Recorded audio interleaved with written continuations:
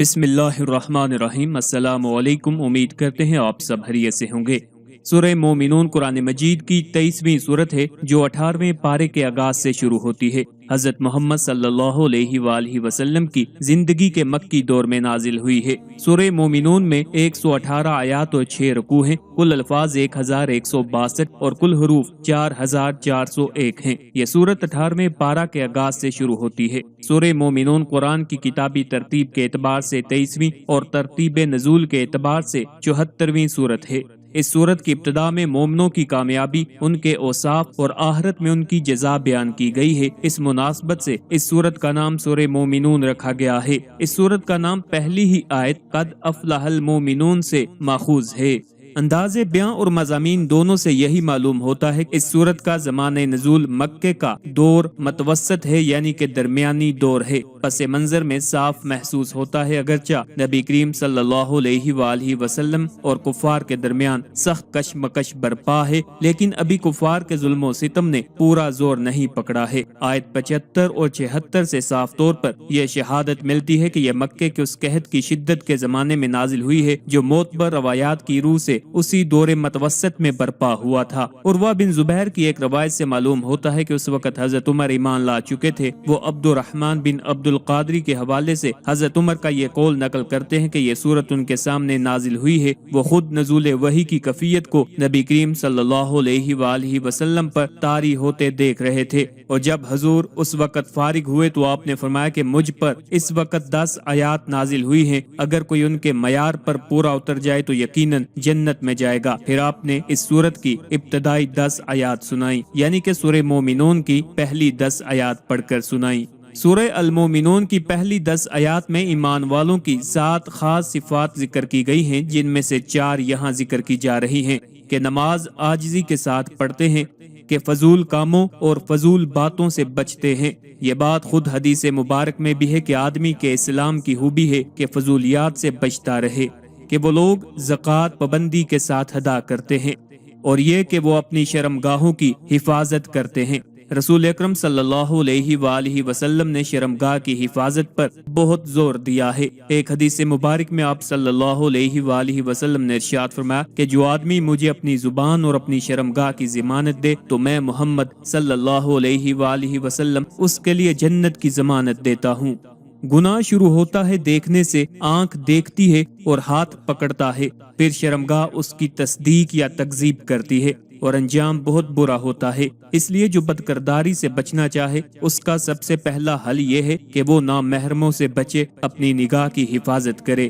ہمارے مشائخ نے بڑی وضاحت کے ساتھ لکھا اور فرمایا ہے کہ جب تک بچے کے چہرے پر داڑھی نہ آئے بلا وجہ اس کے چہرے پر نگاہ نہیں ڈالنی چاہیے، اس سے بچنا چاہیے۔ جب تک چہرے پر داڑھی نہ ہو ایسے بچے کو امرد کہتے ہیں، اس سے بچنا ضروری ہے۔ خلوت میں اس کے ساتھ کبھی نہ بیٹھیں، اپنے آپ کو محفوظ رکھیں۔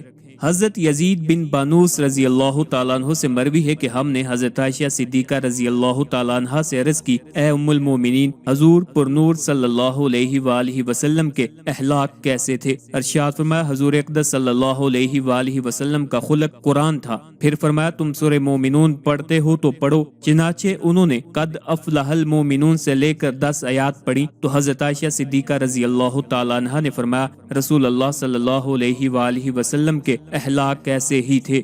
نسائی، ترمذی اور مسند احمد میں مروی ہے رسول اللہ صلی اللہ علیہ وآلہ وسلم پر جب وحی اترتی تو ایک ایسی میٹھی میٹھی بینی بینی ہلکی ہلکی سی آواز آپ صلی اللہ علیہ وآلہ وسلم کے پاس سنی جاتی، جیسے شہد کی مکھیوں کے اڑنے کی بن بناہٹ کی ہوتی ہے۔ ایک مرتبہ یہی حالت طاری ہوئی۔ تھوڑی دیر کے بعد جب وحی اتر چکی تو آپ صلی اللہ علیہ وآلہ وسلم نے قبلہ کی طرف متوجہ ہو کر اپنے دونوں ہاتھ اٹھا کر یہ دعا پڑھی، اے اللہ تو ہمیں زیادہ کر، کم نہ کر، ہمارا اکرام کر، اہانت نہ کر، ہمیں انعام عطا فرما، محروم نہ رکھ، ہمیں دوسروں کے مقابلے میں فضیلت دے، ہم پر دوسروں کو پسند نہ فرما، ہم سے خوش ہو جا اور ہمیں خوش کر دے۔ پھر فرمایا مجھ پر 10 آیات اتری ہیں، جو ان پر جم گیا وہ جنتی ہو گیا۔ پھر آپ نے سورہ المومنون کی ابتدائی 10 آیات تلاوت فرمائیں۔ مروی ہے کہ جب اللہ تعالیٰ نے جنت یعنی عدن پیدا کی اور اس میں درخت وغیرہ اپنے ہاتھ سے لگائے تو اسے دیکھ کر فرمایا کچھ بول۔ اس نے یہی آیات تلاوت کی جو قرآن میں نازل ہوئی ہیں۔ سیدنا ابو سعید رضی اللہ تعالیٰ عنہ فرماتے ہیں اس کی ایک اینٹ سونے کی اور دوسری چاندی کی ہے۔ فرشتے اس میں جب داخل ہوئے کہنے لگے واہ یہ تو بادشاہوں کی جگہ ہے، اور روایت میں ہے کہ اس کا گارا مشک کا تھا، اور روایت میں ہے کہ اس میں وہ چیزیں ہیں جو کسی آنکھ نے دیکھی نہ کسی دل میں سمائی، یعنی کہ جنت میں ایسی چیزیں ہیں جو کسی بھی انسانی آنکھ نے نہیں دیکھی۔ اور روایت میں ہے کہ جنت نے جب ان آیات کی تلاوت کی تو جناب باری نے فرمایا مجھے اپنی بزرگی اور جلال کی قسم تجھ میں بخیل ہرگز داخل نہیں ہو سکتا۔ اس صورت کا مرکزی مضمون یہ ہے کہ اس میں خالق کے وجود، اس کی وحدانیت، نبوت اور رسالت کے ثبوت اور موت کے بعد زندہ کیے جانے پر مختلف دلائل کے ساتھ کلام کیا گیا ہے، اور اس صورت میں یہ مضامین بیان کیے گئے ہیں۔ اس صورت کی ابتدا میں 7 اوصاف کے حامل مومنوں کو آخرت میں کامیاب ہونے کی بشارت سنائی گئی، اور آخرت میں انہیں ملنے والی عظیم جزا فردوس کی میراث بیان کی گئی۔ اللہ تعالیٰ کے وجود، اس کی وحدانیت اور قدرت پر انسان کی مختلف مراحل میں تحلیق، آسمانوں کو کسی سابقہ مثال کے بغیر پیدا کرنے، باغات اور نباتات کے نشو و نما کے لیے آسمان کی طرف سے پانی نازل کرنے، انسان کے لیے مختلف منافع والے جانور پیدا کرنے، اور سامان کی نقل و حمل اور سواری کے لیے کشتیوں کو انسان کے تابع کرنے کے ساتھ استدلال کیا گیا ہے۔ مشرکین کی طرف سے پہنچنے والی اذیتوں پر اپنے حبیب صلی اللہ علیہ وآلہ وسلم کو تسلی دینے کے لیے اللہ تعالیٰ نے حضرت نوح علیہ السلام، حضرت ہود علیہ السلام، حضرت موسیٰ علیہ السلام، حضرت ہارون علیہ السلام، حضرت عیسیٰ علیہ السلام اور ان کی والدہ حضرت مریم علیہ السلام کے واقعات بیان فرمائے ہیں۔